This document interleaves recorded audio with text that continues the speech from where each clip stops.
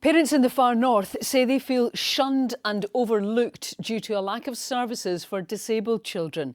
STV News spoke to one mother who feels overwhelmed with the round-the-clock care her son requires. Respite care for disabled young people in Caithness was stopped during the pandemic and never reinstated.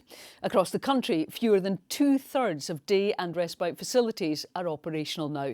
Kirsten Tate has more.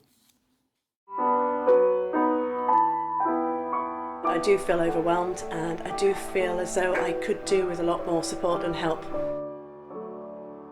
Elizabeth and her daughter care full-time for her son, Ollie. The 6-year-old was diagnosed with autism 2 years ago. He can't talk and goes to a specialist school. It's tough for the whole family, as respite care is hard to find in Caithness. During the night, if he has interrupted sleep patterns, he can be awake for hours on end. It's fortunate I'm quite strong, but we need at least overnight respite care because they have staff there which work through the night.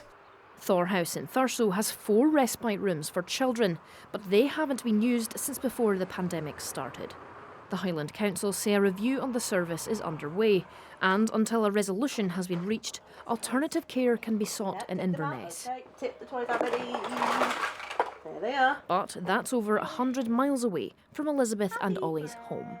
If you have to drive down, you're talking 2.5 hours, maybe more, depending on road conditions, and it's not really worth going down for that. It's bringing on more stress, and I am aware of parents and people who have the need for respite, and they are really struggling because they are certainly missing this service. This is a service we used to have in Caithness, like quite a lot of other services, and we've lost them to Inverness.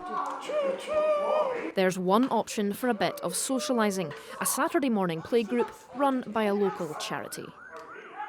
I think it's vitally important for them because it's giving them a chance to be themselves and have a little bit of time away from parents, and they can develop their own interests and mingle with other children and their own peers. I mean, it's a chance for them to express themselves in ways that they might not be able to at home. Arguably, this is another vital service people in Caithness have been left without, and residents here say something needs to be done now. Have a little lie down, have a rest. To me, I like to call it the modern day Highland clearances because it feels like all over again we're just being shunned and completely overlooked.